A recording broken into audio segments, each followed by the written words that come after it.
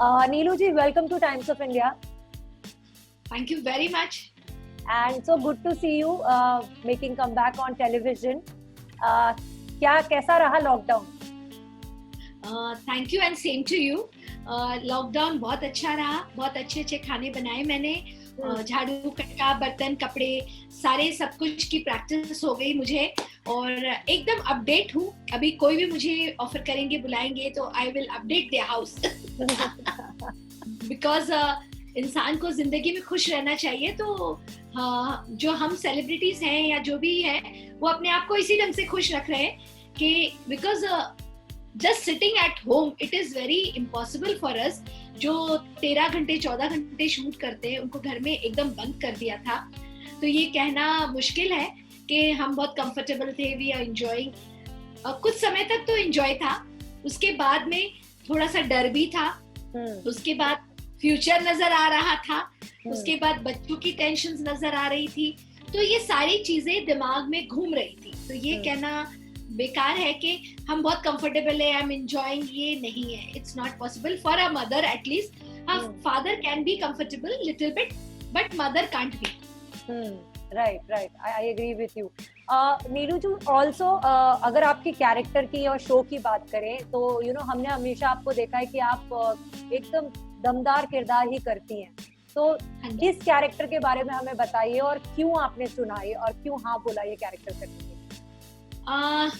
सबसे पहले तो मैं प्रतिभा देवी जी के लिए जो मैंने एक्सेप्ट किया है, the first thing was Shashi Sumit production. वो मेरा एक वेलकम बैक था. दिया और बाती से एक 7 साल का जो सफर रहा इस प्रोडक्शन के साथ, इस प्रोडक्शन ने मुझे एक स्टैंड दिया है बॉलीवुड इंडस्ट्री में. आज टेलीविजन इंडस्ट्री में जो भी नीलू वगेला को जानता है बिकॉज ऑफ दिस प्रोडक्शन. तो I think I honor them.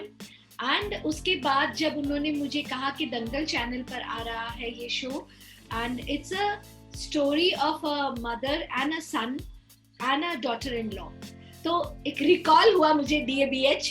तो मैंने कहा कि कहीं दिया बाती, बोले नहीं ऐसा कुछ नहीं, but the story is a familiar और एक इंडिपेंडेंट वुमेन की है और हम उन वुमेन्स को बाहर लाने की कोशिश कर रहे हैं जिनके हस्बैंड्स नहीं रहे और काफी यंग एज में उनके साथ ये हादसे हो गए और उन बच्चों को फ्यूचर दिखाना, बहुत सारी बुराइयों से बच्चों को बचाना, परिवार को लेके चलना एक अकेली वुमेन के हाथ में नहीं होता है. It is not possible.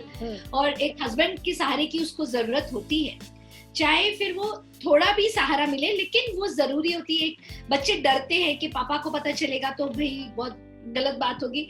माँ से फिर भी वो थोड़े से रहते हैं, अरे क्या माँ क्या कर लेगी. तो ये बहुत सारी चीजें थी. तो हम उन औरतों को बाहर निकालना चाहते हैं और उनको आत्मनिर्भर करना चाहते हैं.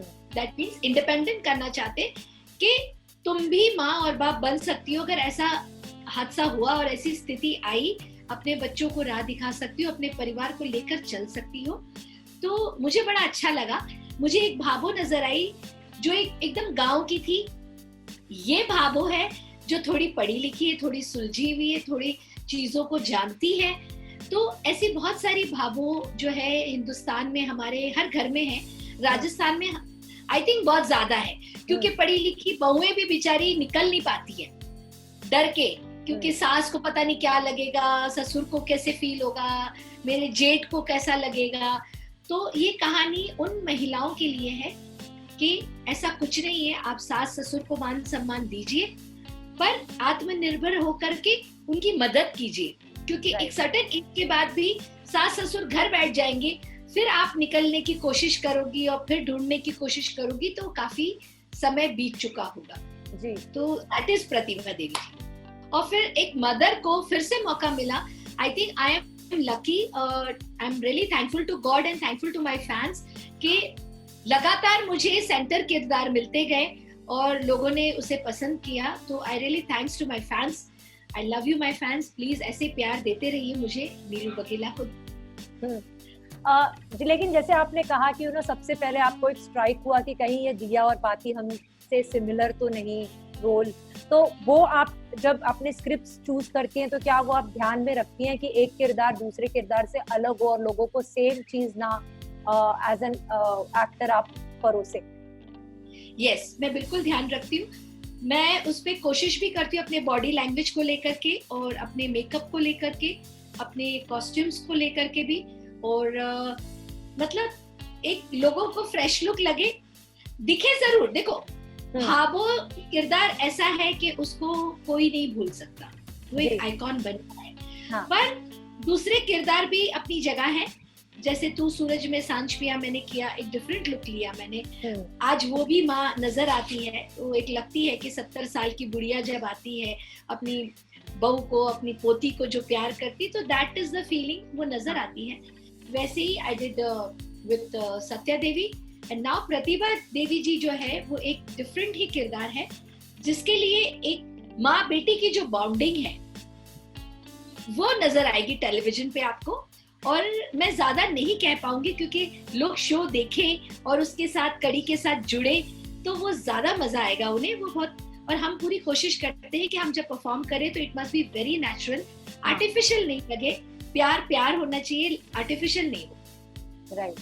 एंड आपके बेटे का किरदार नमीश प्ले कर रहे हैं, उनके साथ आप पहले भी काम कर चुकी हैं, तो इट्स लाइक वापस से रीयूनाइटिंग एंड वर्किंग टुगेदर, तो अभी तक कैसा रहा एक्सपीरियंस?